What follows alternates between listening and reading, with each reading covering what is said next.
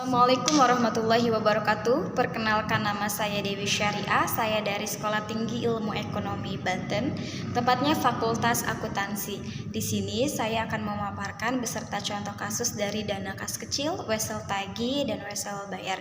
Saat ini tepatnya saya semester 3. Untuk memenuhi tugas akhir semester, saya harus memaparkan materi tersebut didampingi dengan dosen pengampu yaitu Bapak Willy Nurhayadi. Langsung saja, pengertian dari dana kas kecil itu sendiri. Dana kas kecil adalah dana yang dikeluarkan perusahaan untuk membayar pengeluaran-pengeluaran dalam jumlah relatif kecil. Contohnya dana konsumsi rapat. Terdapat dua metode dalam pencatatan dana kas kecil, yaitu metode tetap, artinya adalah manajemen kas yang dijalankan dengan menentukan jumlah dalam rekening kas kecil selalu tetap, yaitu sebesar cek yang diserahkan kepada kasir kas kecil untuk dana kas kecil. Dalam metode tetap, pengeluaran-pengeluaran kas kecil baru dicatat pada saat pengisian kembali.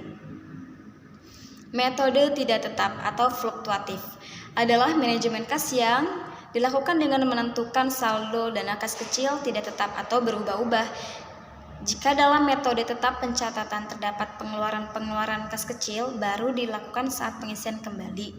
Dalam metode fluktuatif, setiap terjadi pengeluaran, uang dari kas kecil akan langsung dicatat. Langsung saja, contoh soal perhitungan dana kas kecil metode tetap atau impres.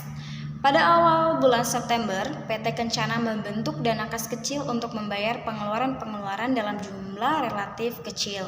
Kas kecil tersebut mulai dibuka pada tanggal 1 September 2019 dengan menerima uang sebanyak 3 juta dari kas. Langsung saja jurnalnya yaitu kas kecil 3 juta dan kas besarnya dikredit 3 juta. Transaksi yang berhubungan dengan kas kecil selama bulan September 2019 adalah sebagai berikut. Tanggal 2 September dibeli perlengkapan kantor sebesar Rp320.000 karena ini menggunakan metode tidak tetap, jadi tidak adanya jurnal. Kemudian tanggal 7 September dibayar tagihan listrik dan air sebesar Rp560.000. Seperti biasa tidak di jurnal ya, karena masih menggunakan metode tetap. Kemudian tanggal 12 dibayar biaya iklan pada harian Kompas Rp200.000, masih tidak di jurnal. Dan tanggal 17 September dibayar biaya angkut pembelian sebesar Rp225.000, masih tidak ada jurnal. Nah, pada tanggal 30 September dana kas kecil diisi kembali. Pengeluaran kas kecil sebagai berikut. Tanggal 2 September dibeli perlengkapan kantor sebesar Rp320.000. Tanggal 7 September dibayar tagihan listrik dan air sebesar Rp560.000. Tanggal 12 dibayar biaya iklan pada harian Kompas Rp200.000. Tanggal 17 September dibayar biaya angkut pembelian sebesar Rp225.000. Jadi keterangan jurnalnya itu dari semua beban perlengkapan kantor, beban listrik, beban iklan, beban angkut pembelian didebet dengan nominal tertera ya seperti soalnya. Kemudian langsung di kas kecil jumlah dari yang ada di debit tadi yaitu Rp1.305.000. Nah, lanjut kita ke metode tidak tetap fluktuatif. Seringkasnya saja ya, adalah manajemen kas kecil yang dilakukan dengan menentukan saldo dana kas kecil tidak tetap atau berubah-ubah. Sebelumnya sudah saya jelaskan di awal, ini hanya mengilas saja. Langsung ke contohnya saja, karena ini menggunakan metode fluktuatif atau tidak tetap. Nah, pada tanggal 1 September 2019 menerima uang sebanyak 3 juta. Langsung saja di jurnal kas kecilnya 3 juta, kas besarnya 3 juta di kredit. Pada tanggal 2 September dibeli perlengkapan kantor sebesar Rp320.000. Jurnalnya perlengkapan kantor pada debit Rp320.000 dan kas kecil Rp320.000 pada kredit. Tanggal 7 September dibayar tagihan listrik dan air sebesar Rp560.000. Nah, langsung saja jurnalnya teman-teman. Di sini beban listrik dan air Rp560.000, kemudian kas kecilnya Rp560.000 di kredit, jangan lupa. Nah, tanggal 12-nya yaitu beban iklan nominalnya Rp200.000 untuk harian Kompas ya. Jadi langsung jurnalnya beban iklan di debit Rp200.000, kas kecil di kredit Rp200.000. Pada tanggal 17 September dibayar biaya angkut pembelian sebesar Rp225.000. Beban jurnalnya beban angkut pembelian Rp225.000, kas kecil Rp225.000. Itu teman-teman untuk yang dana kas kecil beserta contohnya. Langsung kita ke wesel bayar dan wesel tagih. Pengertiannya terlebih dahulu dari wesel bayar adalah surat utang yang diterbitkan suatu perusahaan atau entitas yang digunakan untuk membayar utang usaha yang telah jatuh tempo. Ini artinya adalah wesel bayar dibuat oleh perusahaan yang mempunyai kewajiban utang terhadap pihak lain. Oleh karenanya, wesel bayar bisa juga disebut sebagai utang wesel. Kemudian wesel tagih. Wesel tagih adalah pernyataan tertulis tentang jumlah hutang dari suatu perusahaan. Wesel tagih menjadi dokumen piutang yang dikeluarkan oleh pihak perusahaan lain yang belum bisa dibayar pada saat penyerahan barang. Oleh karenanya, wesel tagih bisa juga disebut sebagai piutang wesel. Wesel tagih bisa berbunga atau tanpa bunga, tergantung pada pihak pemberi pinjaman itu sendiri. Biasanya bunga sendiri disesuaikan dengan besaran suku bunga bank yang terkait dengan transaksinya. Langsung kita ke contoh soal perhitungan wesel bayar dan wesel tagih beserta jurnalnya ya. Yang pertama, pada tanggal 1 Januari terjadi penjualan antara toko X dengan toko Y, di mana toko X menjual barang berupa flash disk kepada toko Y sebesar 10 juta dan akan dibayar bulan depan. Dalam notif ya, notnya belum terdapat transaksi wesel.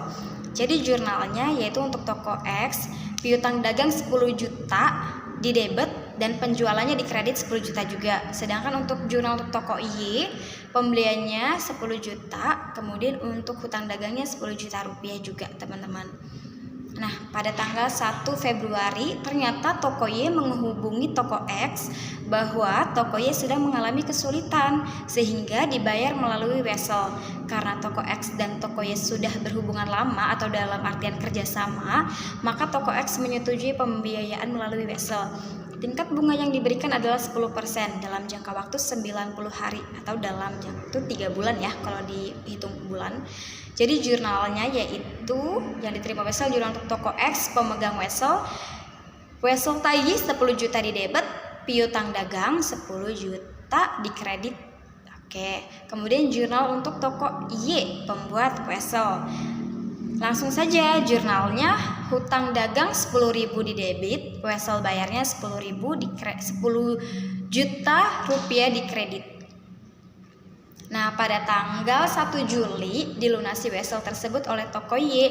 Wesel dibuat 1 Februari, pembayaran wesel 1 Juli, berarti 6 bulan dong ya, dalam jangka waktunya 6 bulan. Maka lewat jatuh tempo. Perhitungan beban bunganya akan disesuaikan dengan umur dari wesel itu sendiri, yaitu dengan mengalihkan utang dengan persentase dan waktu tempo, yaitu besaran bunga. Tadi kan 10 juta ya nominalnya, berarti 10 juta rupiah dikali 10%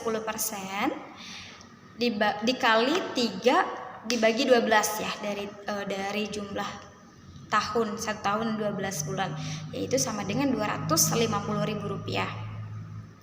Besaran bunganya jadi Rp250.000 dan langsung saja ke jurnalnya yaitu kas di debit Rp10.250.000, wesel tagihnya di kredit 10 juta dan pendapatan bunganya 250 dari perhitungan tadi ya teman-teman ya, ada bunganya. Kemudian jurnal untuk toko Y pembuat wesel atau wesel bayar yaitu wesel bayar 10 juta rupiah, beban bunga tentunya kan beban bunga ya yang udah didapatin jadi 250.000 dan kasnya 10.250.000 rupiah. Nah, apabila wesel tidak berbunga, maka saat pelunasan seperti ini jurnalnya teman-teman. Jurnal untuk toko X yaitu kas 10 juta dan wesel tagih 10 juta pada kredit. Kemudian untuk jurnal toko Y, wesel bayar 10 juta di debit, kemudian kasnya 10 juta di kredit. Nah, itu teman-teman penjelasan yang bisa saya sampaikan mengenai dana kas kecil dan wesel bayar serta wesel tagih. Mungkin banyak sekali kekurangan dari yang saya sampaikan. Kurang lebihnya saya mohon maaf kepada teman-teman dan semua yang melihat atau menonton video tugas ulangan akhir semester ini. Saya ucapkan terima kasih banyak. Saya pamit undur diri. Wabillahi taufiq wal hidayah. Wassalamualaikum warahmatullahi wabarakatuh.